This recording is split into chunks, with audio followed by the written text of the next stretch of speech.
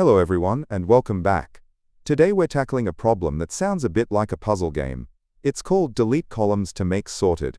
The name is a bit of a mouthful, but the concept is actually quite straightforward once we visualize it. We're going to break down exactly what the problem is asking, walk through an example to build our intuition, and then write some clean code to solve it. Let's get started. First, let's understand the goal. We are given a list of strings, let's call it strs. All of these strings are the same length. The problem asks us to imagine arranging these strings one below the other, like rows in a table. This creates a grid of characters. Our job is to look at each column in this grid individually. We need to check if the letters in that column are sorted alphabetically from top to bottom. If a column is not sorted, we have to delete it. We don't literally have to modify the strings, we just need to count how many columns fail this sorted check. So the input is our list of strings, and the output is a single number representing that count. Let's walk through an example to make this crystal clear. We have three strings, CBA, DAF, and GHI. When we stack them, we get the grid you see on the screen. Now, let's act like the computer and check column by column. Look at column 0 on the left. We have C, then D, then G. Is C smaller than or equal to D? Yes. Is D smaller than or equal to G? Yes. So, column 0 is sorted alphabetically. We keep it. Now look at column 1 in the middle. We have B, then A, then H. Wait a second. B comes after A in the alphabet. Since B is greater than A, this column is not sorted. That's one deletion. Finally, column 2 has A, F, I. That's perfectly sorted. So, in total, we found one bad column. Our answer is 1. Just a quick heads up before we dive into the solution. We'll be walking through the logic and code using Python, because it's very readable. But if you're a Java, C++, or JavaScript developer, don't worry. I've included full solutions for those languages at the very end of the video, so you can just skip ahead to grab those if you need them. The intuition here is exactly what we did in the example. We just need to translate that manual checking process into code. We can think of our input list as a 2D matrix, where we have rows and columns. Since we need to validate columns, our outer loop should iterate through the column indices, from 0 up to the length of the strings. Then, for each specific column, we need to scan down the rows. We compare the character at the current row with the character in the row directly below it. If at any point the upper character is bigger alphabetically than the lower one, we know the column is broken. We verify it, add 1 to our delete count, and immediately move on to the next column. We don't need to check the rest of that column, because one violation is enough to mark it for deletion. Okay, we've got the logic down. Let's look at the full solution in Python, and then we'll break it down piece by piece to make sure every line makes sense. Here is the complete Python code. We start with a counter at 0. We calculate our number of rows and columns just to keep things clean. Then we have our nested loops. The outer loop goes through each column, and the inner loop goes through the rows. Inside, we have our comparison. If the condition is met, we increment the count and break. Finally, we return the total count. Now let's zoom in on the specific parts. First, we initialize our count variable to 0. This will track how many columns we need to delete. We also determine the dimensions of our grid.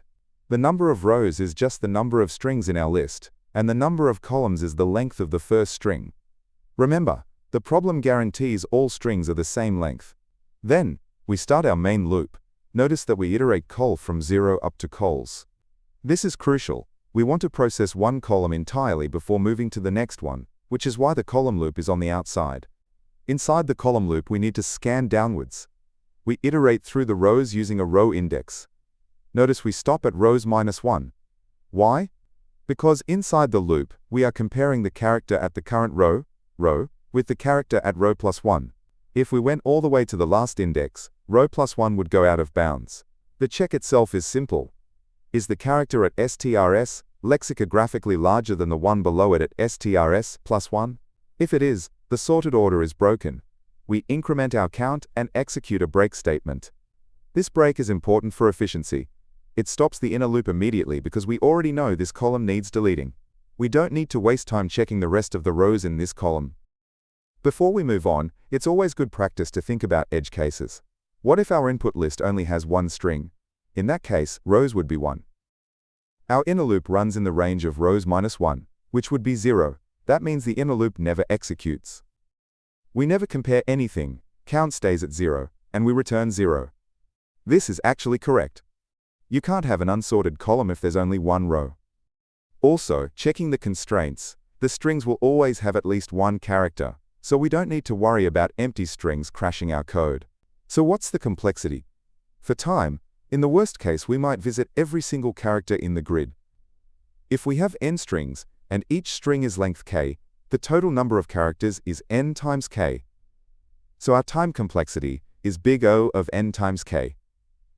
For space complexity, we are doing really well. We aren't creating any new data structures or arrays that grow with the input size. We just use a few variables for indices and the count. So the space complexity is constant, or big O of 1. That wraps up the Python solution. It's a classic grid traversal problem. Now, as promised, I'm going to display the solutions for Java, C++, and JavaScript. I won't narrate these, but they follow the exact same logic. Column loop outside, row loop inside, compare and break. You can pause the video on the slide you need. Here is the Java solution. Feel free to pause here if this is your preferred language. And here is the C++ version.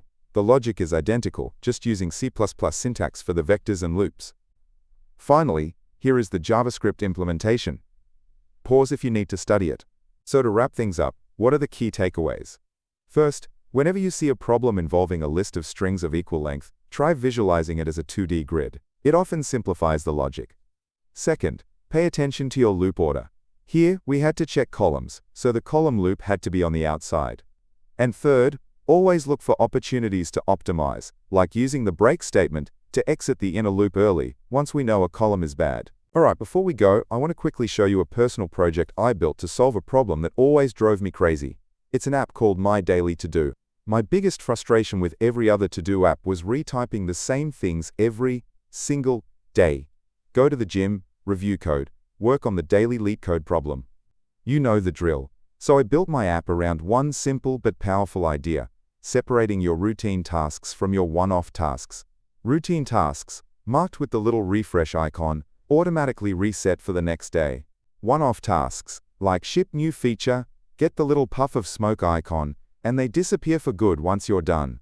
This small change turns a dumb checklist into a smart scheduler. If that sounds useful, you can try it right now on the web. The link is in the description. And one more thing I want to make super clear. Right now, as a thank you for being an early supporter, the app is 100% free. There are no ads and no subscriptions whatsoever. This means you get access to everything, including really powerful features like presets, which let you save entire task lists and load them with a single tap. Now, down the road, creating new presets will likely become part of a premium plan to help support the channel. But, and this is the important part, any presets you create now, while it's all free, are yours to keep and use forever. So it's the perfect time to check it out on the web, play with all the features, and build out your perfect setup at no cost. If you enjoyed this problem and want to keep practicing, the learning doesn't have to stop here. I've organized all my video solutions into handy playlists. Whether you're looking to grind through more Leetcode easy, medium, or hard problems, or you want to master a specific topic like sliding window or dynamic programming, I've got a playlist for you. It's the perfect way to focus your study sessions. Go to the playlist tab and find a playlist that fits your goals. Also, if you're looking for even more Leetcode problems beyond the daily challenge, I've started a second channel called Leetcode Unlocked. It's where I'll be posting solutions to a ton of other problems.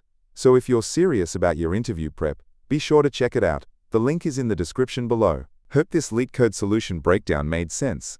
If it helped, give that like button a click, maybe subscribe for more, or drop a comment if you have questions. Make sure to turn on the notification bell so you know straight away when I upload a video, because I upload videos daily. If you want to support the channel, a few people have asked how I plan my solutions. I'm a big fan of sketching out the logic and data structures on a tablet before I code. It really helps. I've put affiliate links in the description to the tablet I use and a few other good options.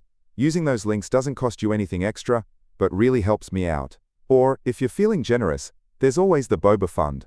Keep coding, and I'll catch you in the next one.